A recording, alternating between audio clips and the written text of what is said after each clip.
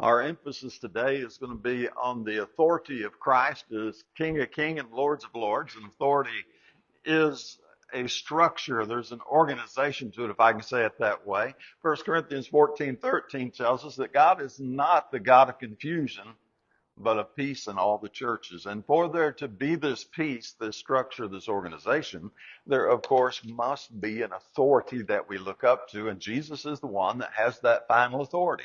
He is the Lord of Lords. He is the King of Kings. And so our culture, of course, struggles with authority. Isn't that crazy? I saw a little meme today that said back in our day, there were two ways to die: natural causes and talking back to your parents.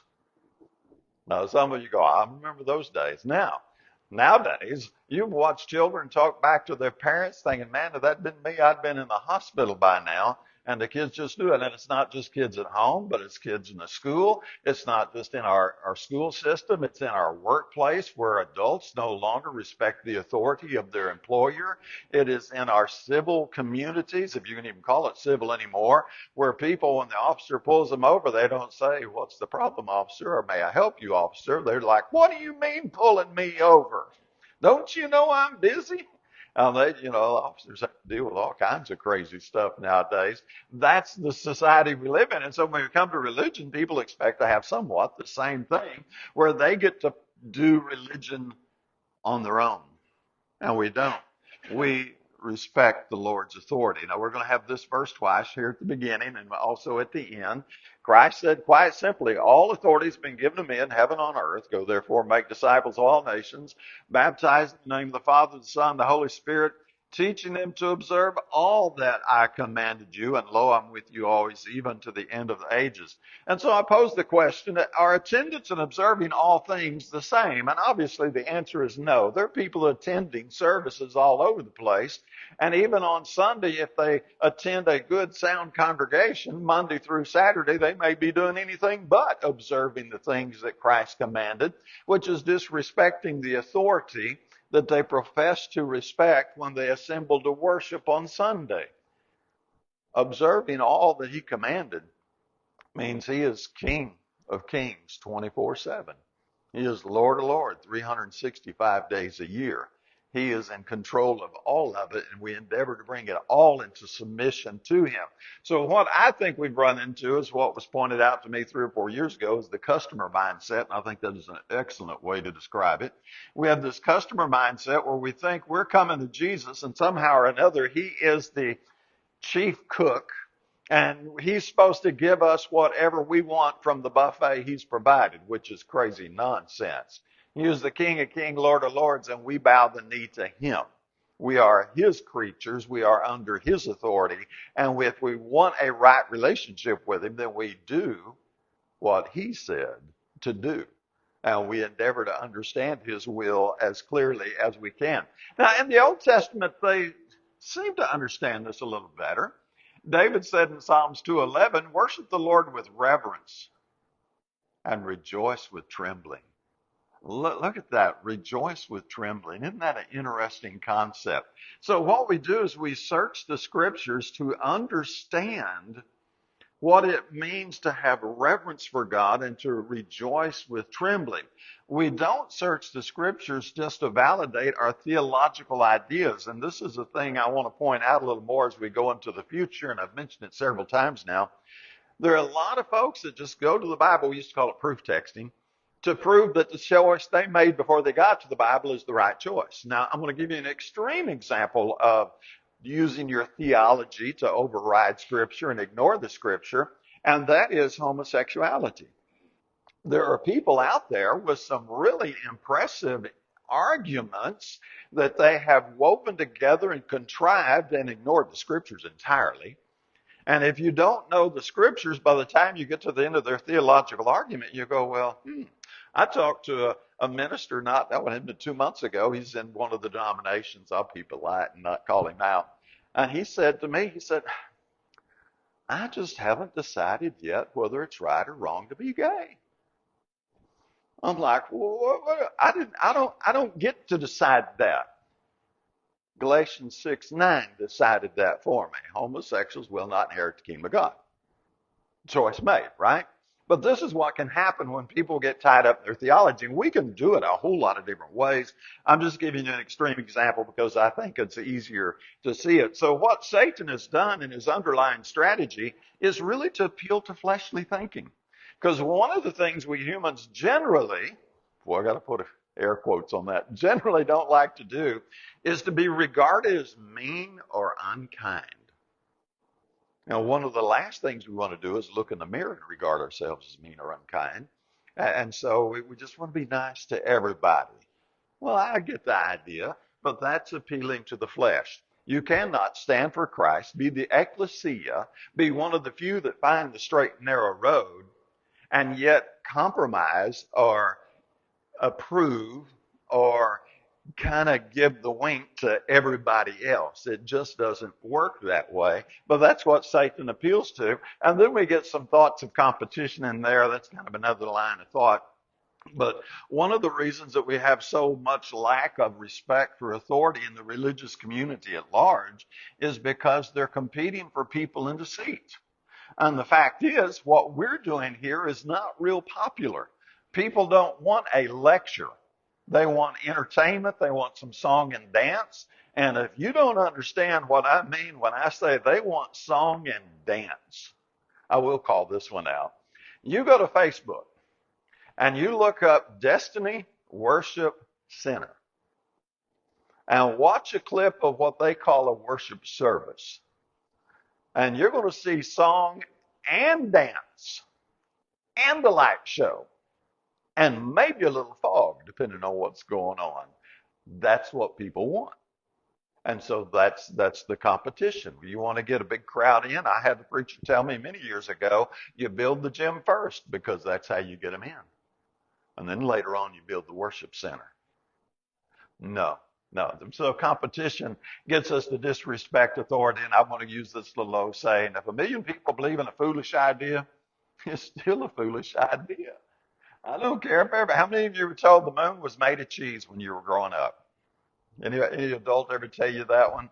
And you're like, no, it's not. Now, it's a cute thing to tell a kid, but no, it's not. So the Hebrew writer told us, therefore, since we receive a kingdom which cannot be shaken, let us show gratitude by which we may offer to God an acceptable service, and I've highlighted, with reverence and awe, for our God is a consuming fire. Now, one of the things that gets me is we have full-grown adults nowadays who can't sit through a 45-minute, an hour and a half, or whatever, even let's say 3 hours, 9 o'clock to 10 at noon, can't sit through it without their snacking and their drinking. You know, churches, they are so enthralled with pleasing the customer as he comes in that there's a pastry cart in the foyer so they can get their donuts and their coffee or whatever they want. There are places, I kid you not, that have their barista. I mean, we've got our little mini Starbucks in the foyer where you walk up and you buy your coffee and your pastries. And I'm a little more into selling it and just giving it away. And it's just, well, we can't expect them to sit through a service without a snack. How many of you you got to school at 8 o'clock? And you stuck your lunchbox in the desk or under your desk, and you didn't touch it again till it was 11:30, because that was lunchtime. How cruel! How could you expect somebody in school to go from 8 o'clock to 11:30 without a snacky?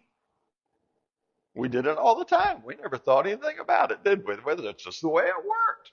And then lunch was over, and you came back, and you didn't get to eat till you got home.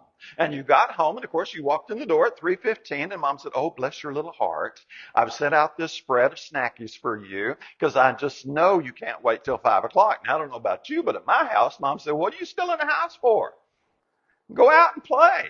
First, you got to take the trash out, though, and doesn't the side yard need to be cut? And is your room clean? And maybe you need to fold some of that laundry, too. And then at 5 o'clock, you got to eat. And now they did it backwards in my day, because back in my day, you're never going to realize it.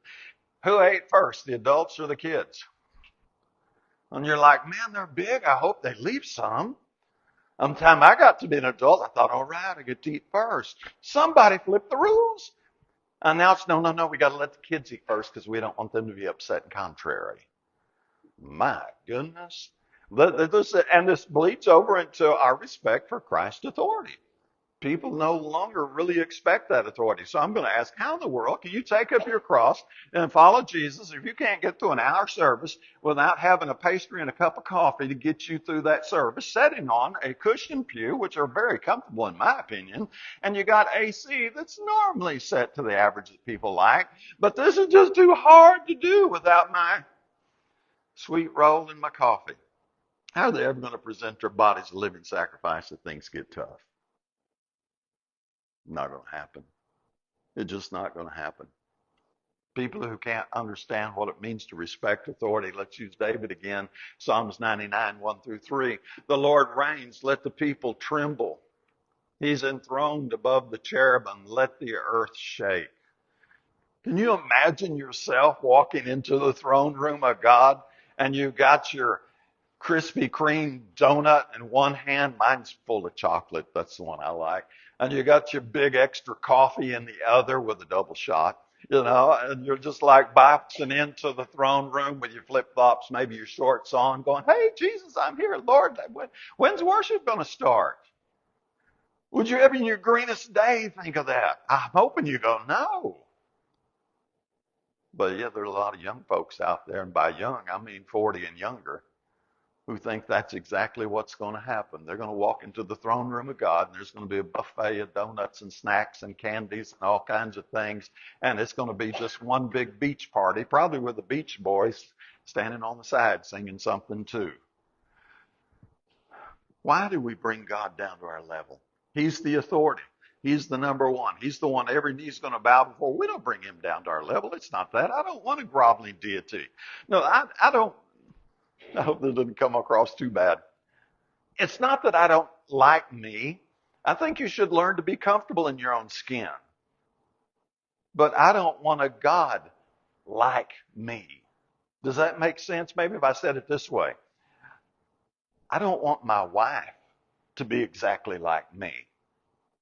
That would be gross. I want my wife to be different. And I tease, I think women are superior, but we'll talk about that some other time.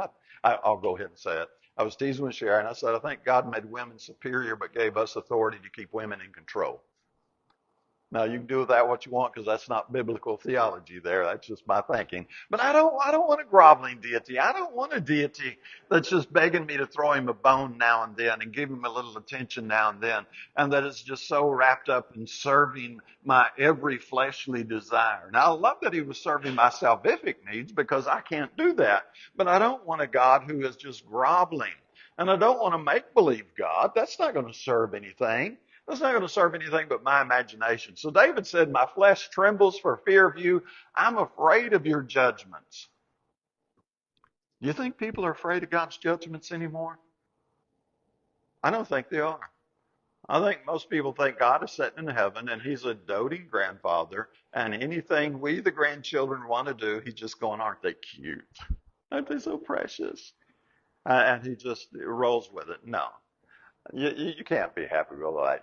If you want to be happy, you really take your place under authority, and you have a God that has the backbone to be a God and that you tremble at.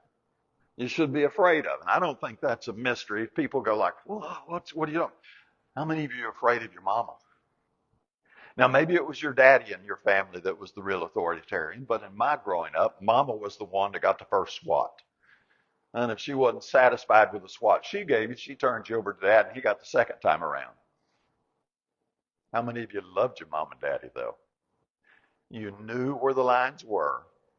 And so when we were out doing things we knew we ought not to be doing, we were afraid of mama. Now, we snuck around. But when we were in harmony with mama, everything was fine. I think that's exactly what we're talking about with God. We should tremble for fear of him. We should be afraid of his judgments. We should take our place under his authority and worship Jesus, I say the real Jesus here, as he desires to be worshiped, not as my flesh wants to imagine he desires to be worshiped. So the unsubmitting, which is most of the world, what straight and narrow is the way for you to be, you find it, bristle at verses like 1 Corinthians 9:27, where Paul says, I discipline my body, I bring it into subjection. Well, they don't want to bring their bodies into subjection. They don't want to discipline themselves. One of the reasons you see a hiring sign in literally every single business in Pine Bluff you see is because the younger generation, and you can make that 40 and younger, bark it wherever you want, doesn't have the self-discipline to get themselves off the couch and go do something decent, productive for their society. They are lazy, self-absorbed, thinking all day, oh, I got the right to sit here and flip through my Facebook for 4 hours at a time if I want to. I got the right to watch TV all day if I want to. I shouldn't have to do this or that. And besides, if I don't do it, I'll get my participation trophy. No big deal. I still got self-esteem. They don't do that anymore. 2 Corinthians 10:5. He says we bring every thought to captivity to obedience to Christ. That's a tough one. That is a tough one. I will say very briefly, I do not know how to keep a thought from popping into my head. But I do recognize when a thought is appropriate or inappropriate. And when it's inappropriate, you just go, I'm not thinking about that. And you don't. Now, if you have really a lot of trouble getting that thought out of your head, I'm going to give you a silly little remedy for it. And I just want you to start kind of singing quietly to yourself, Amazing Grace, to the tune of Gilligan's Island. Now, if you're not familiar with Gilligan's Island tune, then start singing it to the House of the Rising Sun. Your brain, I have to focus so hard to do that, you won't be able to keep thinking the other thought, and then you'll start feeling so silly about what you're doing, singing Amazing Grace to the Gilligan's Island, that you can do it. That's my point. There is a way to take a thought captive. Now, you come up with another way if you want, but I don't want you humorous. Matthew 10:38-39, that's where he tells us to take up our cross, follow him, and if we save our physical life, we're going to lose it. Again, the undisciplined, those who don't really want to respect, now they want to claim they respect the authority of Jesus, but they don't really respect the authority of Jesus. That scares them to death. In Galatians 5:24, those who are Christ, those who belong to Christ, have crucified the flesh with its passion and desires? Absolutely no. They really bristle at that. And so we come to this one. But doesn't God want me to be happy? Now, I'm getting ready to give you the short answer on this. And about the end of the month, we're going to have a whole sermon on this because I thought, yes, we need to spend some time on this. And this question is coming up even within our conservative brotherhood. Even people who were raised in the church as we identify the church and have been, as we call it, non-institutional, even people there, I'm getting reports where they are trying to erase the line, and their eraser is, but doesn't God want my kids to be happy? And they're trying to weave entertainment and recreation into the church, which we spend a lot of time keeping out because this is not an entertainment recreation organization. This is about spreading the word and some limited benevolence. So we'll do this in detail in about 2 weeks. So what you have here, number one, is this question. When one says, and they're arguing for the flesh, doesn't God want me to be happy? Okay, they're extremely brand new convert, totally immature, still wrapped up in the world, very uneducated heart, biblically speaking, which is a possibility, which kind of a necessity. We have to start there, and then we grow. Or you have somebody that's mischievous. And I guess we could add to that Hebrews 2:1, somebody that's drifted offline. So doesn't God want me to be happy? Well, yes and no. You go, wait a minute, preacher, that's not a right answer. Look, he's the creator, right? We are dependent on him. He is the one that makes the rules. So for my short answer, let me do it this way. Parents, do you want your children to be happy? Please say yes. Does that mean you're going to indulge everything they want? Well, Mama, don't you want me to be happy? I really want a Corvette. No. You can have that 1969 Chrysler clunker that's as big as a tank because I want you coming home alive. I don't want you to, well, don't you be happy? Mama, I want a bake. Don't you want me to be happy? No. Well, slap that question off your face. That is wrong. Back in my day, it was, just smoking. Mom, I want to be happy. Let me skip school. No. Look, a parent wants their child to be happy, not spoiled, rotten, and permanently dependent on somebody else having to wipe their nose and take care of them. God wants you to be happy. Absolutely. But not spoiled. And he's not in the spoiling business, at least this side of the tombstone. Is that making sense for a short answer? He offers us a paradoxical happiness. And what we do is James 1, 2 through 4. Consider it all joy, my brethren, when you encounter various trials, knowing the testing of your faith produces endurance, and let endurance have its perfect result so that you may be perfect, complete, lacking nothing. He wants you to be perfect, complete, lacking nothing. He wants you to be happy with the training process. And this is all training. You don't rest until you die. That's Revelation 14:13. He wants us to be happy by offering our lives a living sacrifice to him. And that's loving him with all our heart and all our soul. Now, that was the short answer. And like I say, in a couple of weeks, we'll do a whole sermon on it and hit a lot of other aspects. But right now, use the parent illustration for your short answer. So we're not his equal. We'll never be the eternal I am. We'll never be his equal. He is always going to be the authority that we look up to, that we respect, that we bow the knee to. And even though you can deceive yourself for a little time, it's not going to happen. It's just a fantasy. He is the great I am. And so for this reason, Philippians 2 verse 9, this reason God highly exalted him, bestowed on him the name which is above every name, so that at the name of Jesus every knee will bow, of those who are in heaven and under the earth, and that every tongue will confess Jesus Christ, Lord, to the glory of God. That's the great I am. And you and I can never ever be that. We can't be his equal. We are created beings. We are dependent upon him. And if he takes back his breath, we return to dust. And there's not a thing we can do about it. And yet there are so many people trying to bring him down to our level and make him our equal. So we're going to truly seek him. We're going to understand he is the authority. He does have the final say, whether I like it or not. It's irrelevant. We're going to gladly bow before him. We're not just going to give him lip service like they did in Matthew 7:33, 7:21 through 23. We're going to joyfully take our place under his authority.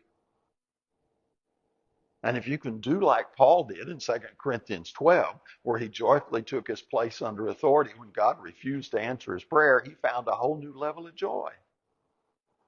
He wants you to be happy, but he just has a higher standard of happiness than what the flesh would see. So this is almost the end. Danger of being a free moral agent here. This is part of the problem, and this is where we can play with our theology and stuff. So we're in Matthew 15. He answered and said to them, why do you yourselves transgress the commandment of the Lord for your tradition? So they had made up, I'm going to use a different word, they had made up their own theology. For God said, honor your father and mother, and who speaks evil of father and mother is to be put to death. But now here's their own special theology. But you say, whoever says to his father and mother, whatever I have that would help you has been given to God, he is not to honor his father and mother, and by this you invalidate the word of God for the sake of your tradition. Do you see what they did? They had clear statement in the law of Moses that said, honor your father and mother. But their flesh said, no, I really don't want to do that. So they contrived a tradition, as it's used there. They contrived their own theology where it made it possible not to obey the word of God while claiming you were still obeying the word of God because they were really following their tradition. So he called them hypocrites. Rightly did Isaiah prophesy of you, this people honors me with their lips, but their heart is far away from me. In vain do they worship me, teaching as doctrine the commandments of men. And we see this all the time in everything. We see it here. They dishonored their parents. We see it with the really extreme example of homosexuality we use. We see it with people who say, oh, you don't even have to be baptized. Don't worry about being baptized. God doesn't even care if you're baptized. And they base that all on their theology. All I know is the Great Commission said, go into all the world, preach the gospel to every creature. Who's baptized, believes and baptized, will be saved. Or you can use Matthew's 28th account, which you have coming up in just a moment. It's his will. End of story. I don't want theology that tries to skirt around what he directly said, whether we're talking about honoring your father and mother or crazy things like homosexuality or anything in between. But we can pretend to follow God. We can rationalize and twist things and convince ourselves, no, I know I'm right. I know I really don't have to honor my father and mother. It's crazy. The gate's small. The way is narrow that leads to life. And there are few who find it. Matthew 7:14. And that's crazy because we can fool other people, no problem. Fool ourselves, but we can never, ever fool God. Now, I want to point out one other thing, and I got one slide to go and we're done. Morality is not the only standard here. Morality is important. If it's immoral, obviously it's wrong, right? But Jesus' will is the standard. Just because an individual's activities are continuously moral does not prove that that individual is doing the will of the Father. Does it make sense to you? May have to do a whole nother lesson on that one. A person can be extremely moral person and not love God with all their heart, not be seeking first the kingdom, his right, God, his righteousness. So it's not just morality. It's, is this what Jesus wants me doing with my life?